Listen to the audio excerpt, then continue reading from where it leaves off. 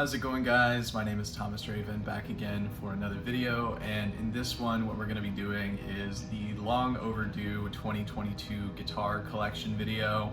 I was originally waiting until my new custom build was going to be done to do this video, but there have been some sort of setbacks with that, so we're kind of in a holding on that for now. So it probably won't be done for another like 4 to 6 months if I'm lucky at this point.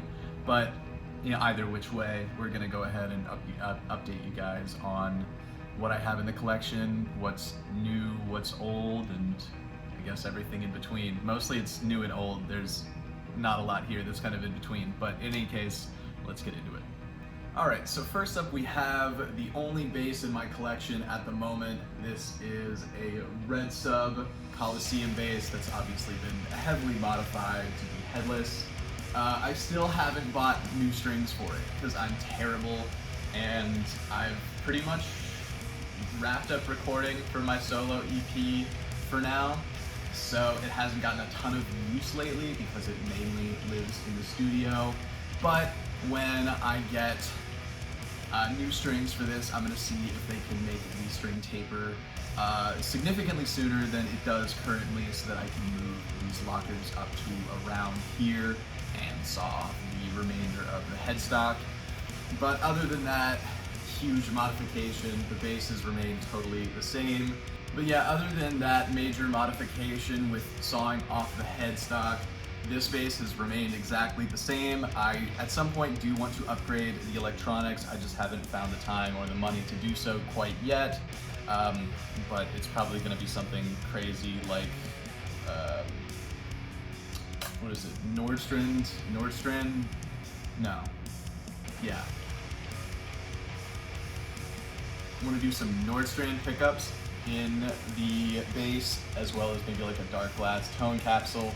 I know it's not the most original setup in the world, but it seems to be one that people find is really versatile and really works for a lot of different styles, which is something that I definitely need, especially because this is currently the only bass in my collection. So at some point we're going to get some new electronics in here, and I'm sure I'll do an entire video on that. But for now, this is my only bass. It's still ginormous, but so much better since I sawed off the headstock. Like, it saves so much weight, and it just feels so much more better. Great grammar, but it feels great in terms of like the balance of the instrument overall, so I can't complain. And next up we have my Legator Ghost. I believe it's the G7FX. The PT, or obviously the T, denoting the tremolo. It has a hip shot bridge. And this guitar hasn't been getting a ton of play lately.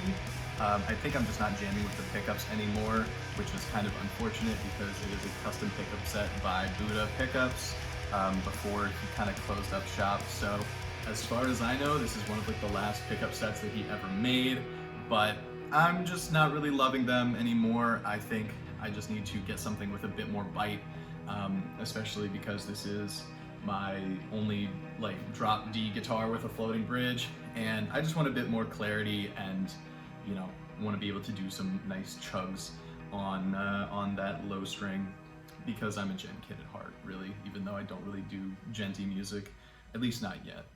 Keep an eye out for that release. But I'm thinking about swapping out the pickups, or maybe getting rid of the guitar entirely. But I really like this guitar. I love the way it plays, and this hip shot trem is great. So hopefully I get to hang on to it and just swap out the pickups, but we will just have to wait and see. And next up we have my Agile Chiral 9-string. This big bad beast has been in my collection for, I want to say about 6, maybe 8 months at this point, and I still love this guitar. It's still absolutely beautiful. My only gripe with it is that it only has I believe it's a 28 and 5/8 inch scale on the low end. And so for a lot of like 9-string tunings, especially if you want to go super low, it just doesn't quite work out. Like when I had it in drop B, the pitch drift was pretty awful and made it kind of difficult to use for recording. But since then, I actually have changed the tuning and the string gauges and everything on this bass, or not this bass, but this guitar. it's basically the same thing at this point. But it is no longer in drop B, it is in basically double drop D or double drop C sharp, just kind of depending on what I need it for. So it's a lot better suited for that range, which is basically like closer to 8-string range than it is to 9. And yeah, I've just been experimenting with tunings and string gauges and stuff like that on this guitar so that it is something that I'm still able to use, still tuned dummy low, but not so low that the pitch of everything is gonna just go all over the place.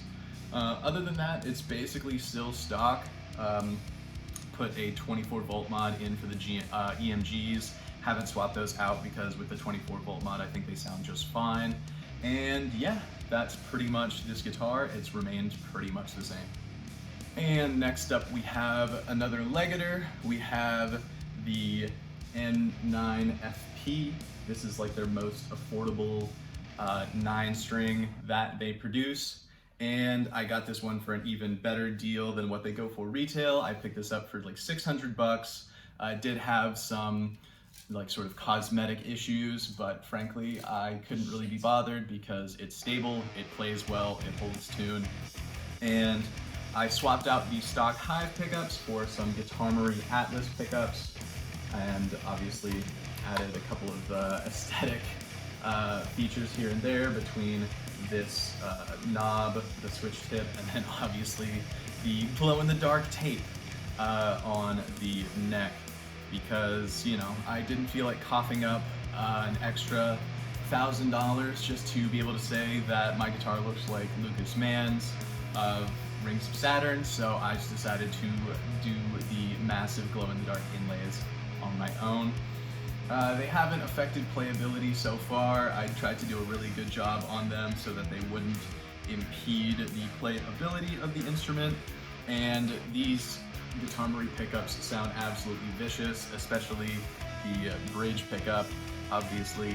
I will say that it isn't nearly as hot as you'd expect, because naturally when you tune super low, you don't want to have an overly hot or compressed pickup, because that can just make it sound muddy and inarticulate.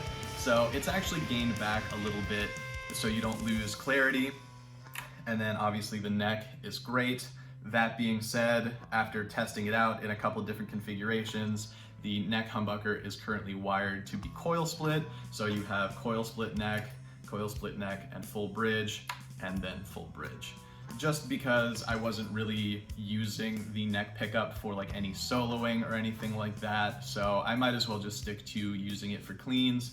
And yeah, other than that, this guitar has remained the same, but it is my main 9-string. This is the one that's now in drop B, and it's an absolute beast, and it's featured predominantly on my upcoming solo EP.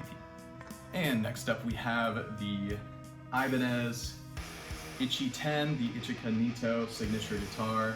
This guitar actually has become pretty much one of my main live guitars. I have been using this for nearly every show that my band and I have played for the past, since I got it. I mean, probably, again, like 6 to 10 months ago. I can't even remember at this point, but this guitar is absolutely fantastic for the most part. I know mine had a bit of QC issues on the back of the neck when I got it, but other than that, it's held up great, other than this volume pot kind of getting a bit messed up, but I honestly think that's more to do with the guy playing it and me accidentally knocking it while I'm on stage, more so than anything else. It's a little dirty right now, so I should probably clean that, but in any case, this guitar is perfectly stock. It's exactly the way that it was when I got it, and yeah, it's super cool, super versatile, and I've just been using it a lot for live stuff. We haven't been in the studio in a minute, so I haven't really gotten to use it for recording, but just in general, it sounds so fantastic, and I absolutely love the way it plays. And so for the last guitar that you guys have seen before, obviously we have my 10S Custom that I recently did a sort of re-review of, where I basically told you guys how it's held up in the 2.5 years that I've owned it. And yeah, like I said in that video, it's held up well tremendously. My only gripes with it currently is that the bridge tuners are very stiff, and I should probably hit them with some lubricant or something like that next time I restring, just to make sure that it can be tuned without me having to jam like a quarter or a guitar pick in these little slots back here just to get it to tune up. And for that reason, it's kind of been retired from live performance for a moment, especially because I've been loving the Ibanez so much. I just haven't really felt like bringing this out for a minute. And you know, so once I get it fully like set up and get everything with the hardware back to working perfectly, I will likely start bringing it out again, but for now, it's been living in the studio and getting a bunch of use there. Okay, so now on to a couple new guitars that I haven't talked about on the channel quite yet. I've been getting around to it, but I wanted to make this video first, just because it's been long overdue. I mean, I was hoping to do it like 3 or 4 months ago, but just didn't get the opportunity because I was waiting for my custom guitar. So I'm going to show you guys the 2 new guitars that I have, and then obviously later on show you guys the custom once that comes in. So the second to last, the penultimate guitar in this guitar collection video is one that I never thought I would own, just because I've spoken out so vehemently against this style of guitar, not only online but also to my friends and the people that I associate with that are also musicians. But I was in a local guitar center just picking up a pack of strings or something like that, or maybe just browsing around just on a whim, and I happened upon this guitar, so I just thought it looked really neat and picked it up, and it played super different from any of my other guitars, and I really liked it, so I bought it. And it's a Les Paul. This is an Epiphone Jared James Nichols Old Glory with a couple of slight modifications, and I mean very slight because this guitar is great. Originally when I bought it, it had a Les Paul Jr. pickguard on it, which doesn't really make a ton of sense because this has an arch top. I believe it's an arch mahogany top, and so having a flat pickguard on it, I mean, you can probably see at least a little bit that the pickguard is kind of warped. So I took that off just because I was annoyed with it looking so warped and everything like that. Other than that, I took the knob off of the tone position because I don't use a tone knob, and I'm probably going to end up replacing that, maybe swapping in a kill switch in the volume position and then moving the volume over to the tone position. Again, just haven't gotten around to it. But other than that, yeah, just pretty standard Les Paul setup, at least in terms of like the measurements. Single Seymour Duncan P90, volume and tone wraparound bridge. And also, as you'll notice, this is not the original nameplate. When I bought this, it didn't come with a nameplate, so I bought my own. And unfortunately, Jared James Nichols, I don't really subscribe to blues power. I'm not a blues musician. So I got one specially made for me with the way I live my life, and that is lightly toasted.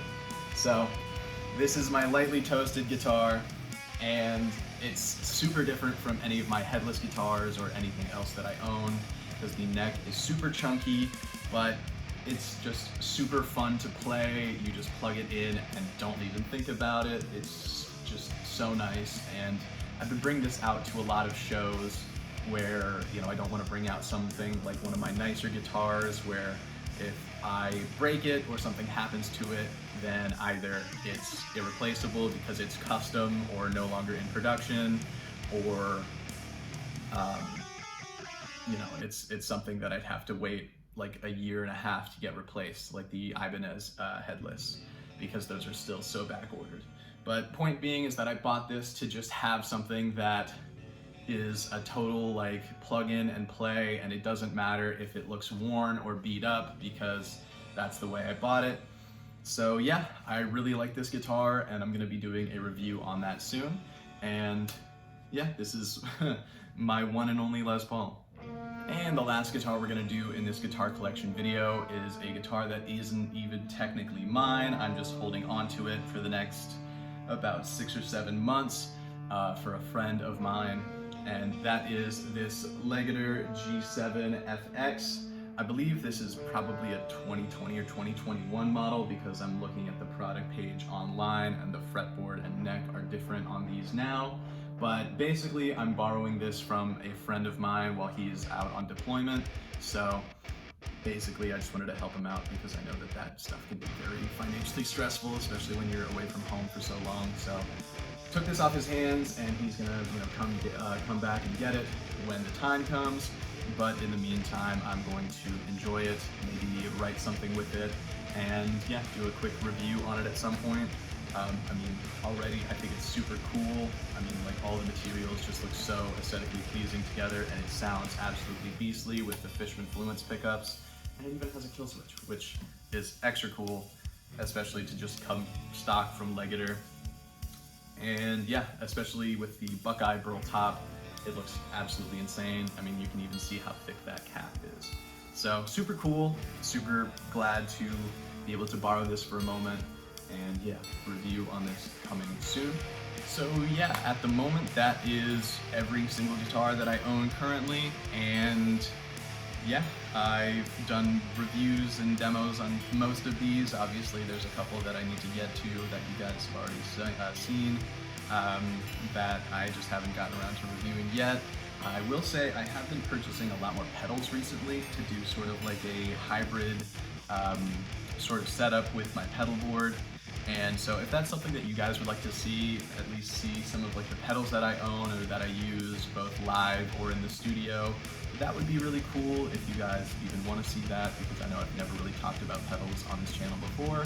But in any case, I hope you guys have enjoyed this video, and if you guys want me to keep on making these collection videos, then I guess you'll just have to wait until I inevitably buy more guitars. But until then, hope you guys have enjoyed. Don't forget to like, comment, and subscribe. And yeah, I'm Thomas Draven. Hope you had a wonderful day.